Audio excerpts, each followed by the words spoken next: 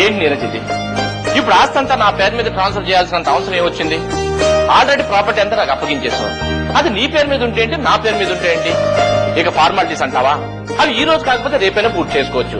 అనవసరంగా ఇప్పటికిప్పుడు లాయర్ గారిని పిలిచి అడావుడి చేస్తున్నావు. మీరెవరు లేకపోవడం వల్ల ఇంతకాలం ఈ బరువు మోయక తప్పలేదు. ఇప్పుడు నువ్వు వచ్చేసావు కదా, సో ఈ బరువు దించేసుకుంటే నేను ప్రశాంతంగా ఉండగలుగుతాను. లాయర్ గారు, మీరు ప్రిపేర్ చేసిన పేపర్స్ ఇవ్వండి.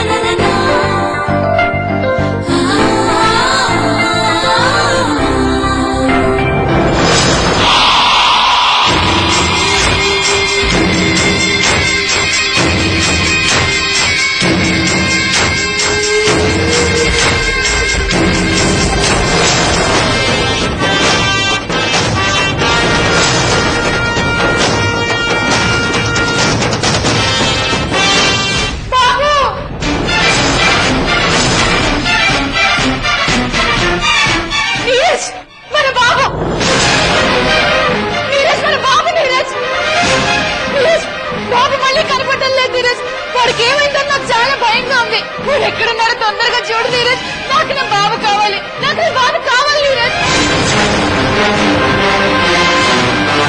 రేఖ, ఎందుకు కంగారు పడతావు?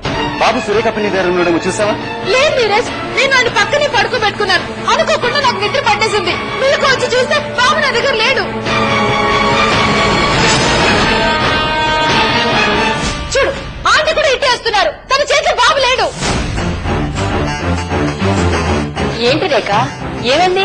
ఆంటీ ఆంటీ నా బాబు మళ్ళీ కనపడటం లేదా ఆంటీ? అవునా?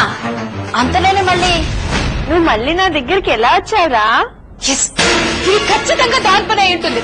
నా బాబు దాని దగ్గర ఉండుంటాడు. ఒకవేళ మీ అమ్మ గాని బాబు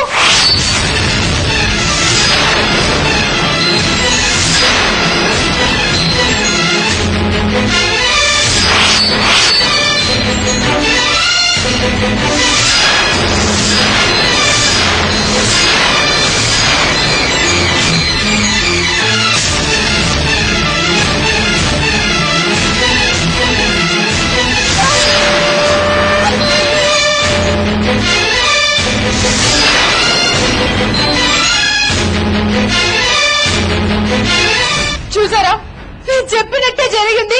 మనందరూ ఇన్ని రకాలుగా వార్నింగ్ ఇచ్చినా మళ్ళీ నా బాబుని దొంగతనంగా ఎత్తుకొచ్చేసింది.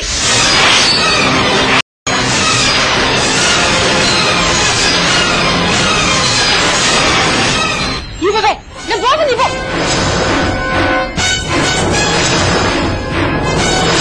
నేను చెప్తే నువ్వు వినలేదు నీరజ్. ఇక్కడ నా బిడ్డకి సేఫ్టీ లేదు, వీడిని తీసుకుని ఎక్కడికైనా వెళ్ళిపోతాను అన్నాను. నువ్వేమో వీడికేమీ జరగకుండా చూస్తాను అని నన్ను వెళ్లకుండా ఆపావు. ఇప్పుడు చూడు ఏం జరిగిందో. ఈ సంధ్య నా బిడ్డని ఏదో ఒకటి చేసేదాకా ఊరుకునేలా లేదు. నా బిడ్డను వీడి బారి నుంచి ఎలా కాపాడుకోవాలి నీరజ్? రేఖ, అనవసరంగా నా మీద నిందలు వేయొద్దు. బాబు నేను తీసుకురావడం ఏంటి? 2 నిమిషాల క్రితం నేను కళ్ళు తెచ్చి చూసేసరికి వాడు నా పక్కన ఉన్నాడు. నన్ను నమ్ము నీరజ్.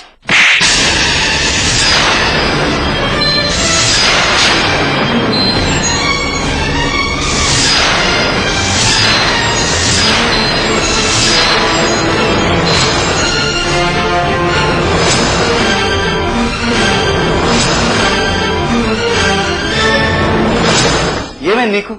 నన్ను ప్రశాంతంగా బతికనివ్వా? నీ నీడు కూడా వీడి మీద పడడానికి వీల్లేదని అంత గట్టిగా హెచ్చరించాక మళ్ళీ ఏ ధరంతో వీడిని ఇక్కడ తీసుకొచ్చావు? తీసుకురాలేదని చెప్తున్నాను కదా నీరజ్. మరెలా వచ్చాడు?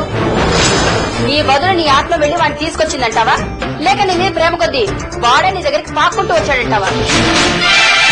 చూడు సంధ్య, నువ్వేం చేస్తావోనన్న భయంతోనే రేఖ బిడ్డని తీసుకుని ఇక్కడి నుంచి వెళ్ళిపోవాలి అనుకుంది. మేమందరం కలిసి అతి కష్టం మీద రేఖ ఆపాం. నువ్వు ఇలాగే చేస్తే రేఖ ఖచ్చితంగా ఇక్కడ ఉండదు. బహుశా నీకు కావాల్సింది అదేనేమో. రేఖని ఇక్కడి నుంచి పంపించడానికే నువ్వు ఇలా చేస్తున్నావేమో. నువ్వు ఇంకోసారి నేను తాగితే నేను ఊరుకోను సంధ్య. అదే జరిగితే విజయ్ కాదు కదా, ఇంకెవరో చెప్పినా నేను వినను. చూసా విజయ్, నువ్వు తను సపోర్ట్ చేయడం వల్ల తను ఎంత తగ్గించిందో. రారేఖ. అయ్యో భగవంతుడా, ఈ రాక్షసు నుంచి నా బిడ్డని ఎలా కాపాడుకోవడం? నువ్వే ఏదో ఒక దారి చూపించాలి. ఇంకా ఈ ఇంట్లో ఉండాలంటే గుండెలంటే భయం పుడుతుంది.